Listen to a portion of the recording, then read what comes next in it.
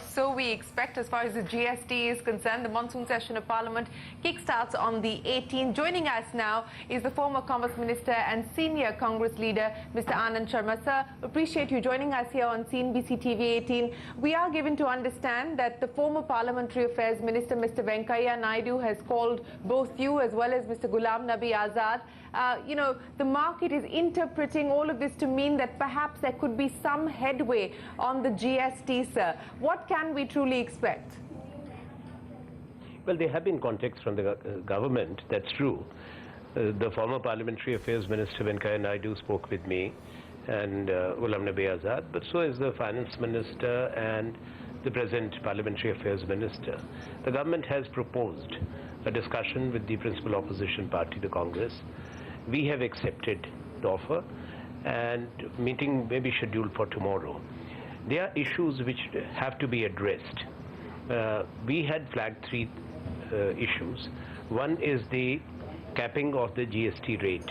Now, the government has its own view, which they will convey to us as to how they will address it, so that it is not left to the arbitrary determination of the executive of the day to tinker with the GST rate. There has to be absolute stability and certainty about it. Then there's this issue is also 1% surcharge, which we are strongly opposing because it will be incremental and it will actually make India's GST rate very, very high, unaffordable. And that we hope that the government will see merit in what Congress party is saying. And lastly, there's still no clarity on the dispute redressal mechanism. This is a major constitutional amendment. For the first time after independence, we are bringing about a paradigm shift when it comes to taxation and the manner in which the duties are levied or collected. And the distribution Mr. Sharma, thank you very much for the states. Thank you very much for recapping the key contentions that the Congress party has raised as far as the GST bill is concerned. But if I could ask you, sir, and this is obviously going to be something that will be up for discussion when you meet with the government tomorrow.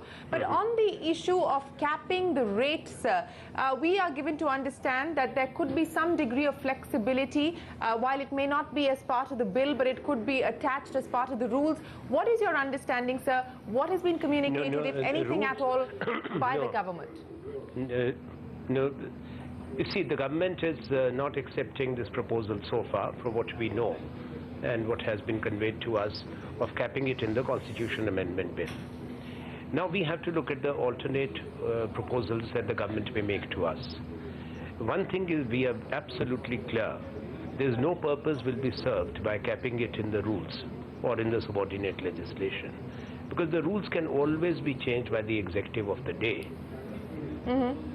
Therefore, we would like a firm legal ring fencing of the GST rate, and we hope that tomorrow's meeting will help us to address this issue, both the government and the Congress party, and to have more clarity.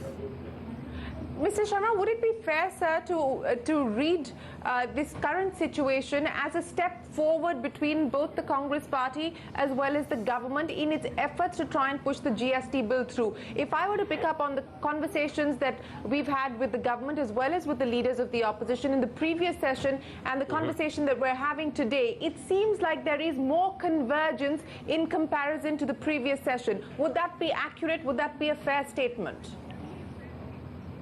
Well, that should be a fair assessment, but let me also tell you that the previous session and the sessions before that, if there were standoffs, it was the confrontationist mindset of the Prime Minister and his cabinet, berating the opposition, blaming the opposition for everything, and they did not take any initiative for a constructive engagement. Now, you cannot engage with the opposition only for the passage or non-passage of one bill. We would like to make that clear. We are the original authors when it comes to reforms and the GST bill. Congress party never said that we will oppose the GST bill. None of my colleagues ever said it. If there were concerns, legitimate concerns in a democracy, then there should be a dialogue and negotiations between the government and the opposition.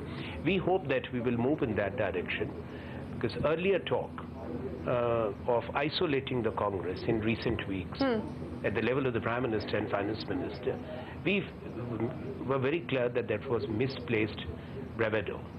And that was not a correct approach. Such an important constitutional change should only be through a broad-based national consensus. If there is no backing of a national consensus, and if there is division on this issue, that will not be in the long-term interest of the country or the economy.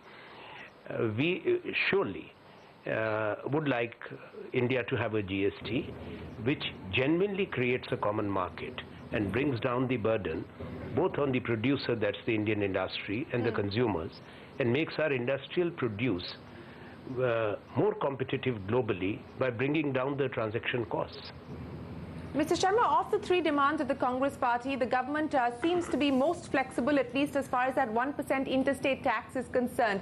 But as far as the capping of the rate itself is concerned, you spoke of the possibility of an alternative mechanism being suggested by the government to the Congress party. Has there been any indication of some sort of an alternative mechanism that the government has put forward to the Congress on that particular issue?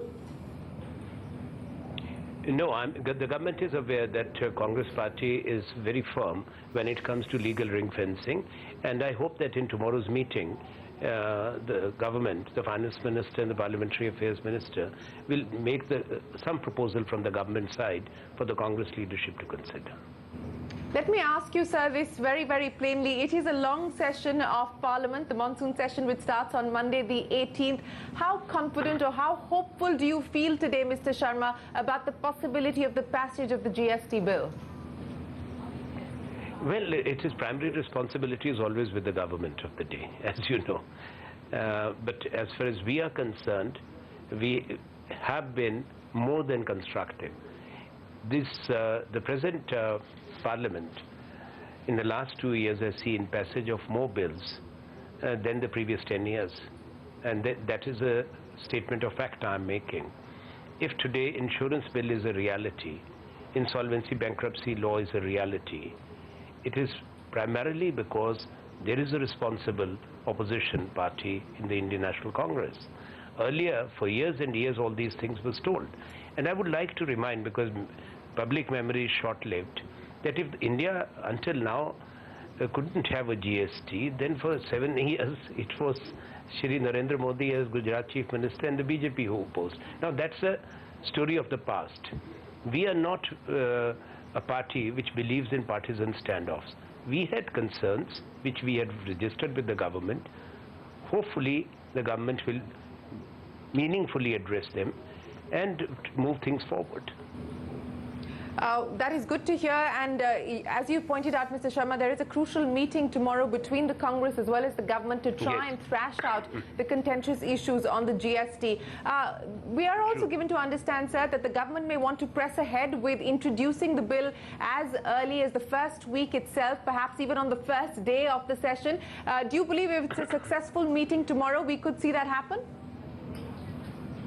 That's for the government to say, because we do not know what the government's plan is. We are not privy to that. Okay. Mr. Sharma, you are also part of the parliamentary committee that's looking at several other key economic legislation which could be up for passage in this session. The Sarfezi bill, the DRT bill. Can you take us through where things currently stand on that front and how soon we could expect forward movement on either? Well, the committee has been working in a very focused manner, and there have been long sittings, not one. We had 3-day session of the committee where we met with the RBI governor, the SEBI, and the heads of various banks and other stakeholders. I think we met almost 54 stakeholders there in Mumbai. We had a meeting just day before yesterday, and we are scheduled to meet early next week again. In fact, on the first day of the session itself. So we have taken it forward, and I'm sure that this committee will complete its work. Like the Insolvency and Bankruptcy Code, that committee, Parliament Joint Committee, completed the work in record time, and the Parliament passed the law. So this is, so would it be, this is something which needs to... No, you're making a fair point, sir. You're making a fair point that we have seen significant legislation being cleared, and of course that's happened with the support of the Congress party as well. But let me ask you this, sir. Do you believe that we could see the passage of both the Sarfesi bill as well as the DRT bill in the monsoon session itself? Yes, we are very keen for the early alignment of Sarfesi Act and the recovery of debt due to banks, that act, with the insolvency and bankruptcy law, so that there is no overlapping areas or conflicting areas. Okay, that's another important headline that's coming in from you, Mr. Sharma. I would also like to understand what could be the other crucial issues that the Congress party intends to raise in the monsoon session, sir. There have been the parties like the TMC have said that they intend to raise issues related to the opening up of foreign direct investment across sectors. What would be the key issues that the Congress intends to take up in the monsoon session? Well, what you have just said, we also have our concerns, the manner in which they have bypassed the Cabinet Committee on Security when they've permitted, which was permitted earlier, the FDI in defense, and deleting one important conditionality that was on access and acquisition of state-of-the-art technologies. We fail to understand what prompted the government to do this. And defense is a strategic and sensitive area. It stood opened up for FDI in defense, and we are for it. But at the same time, a Cabinet Committee on Security oversight, scrutiny and approval is a must.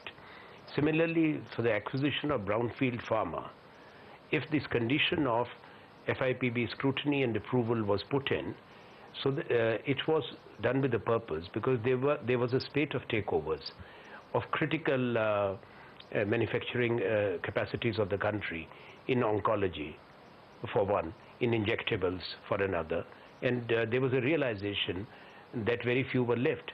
So though we allow 100% FDI during our time also, we allowed in greenfield pharma as well as in the brownfield, but for the brownfield we put some conditionality so that there was scrutiny, and where we felt that monopolies were being created and the country's own capacities in critical areas will go. That's where the care and caution was there. More importantly, it is for everyone to understand that a country which is a global leader, particularly in generics, we have limited capacities when it comes to oncology, injectables. All right, that's Mr. Anand Sharma giving an indication that maybe, just maybe, there could be perhaps some kind of understanding in that meeting that's going to take place on the goods and services tax between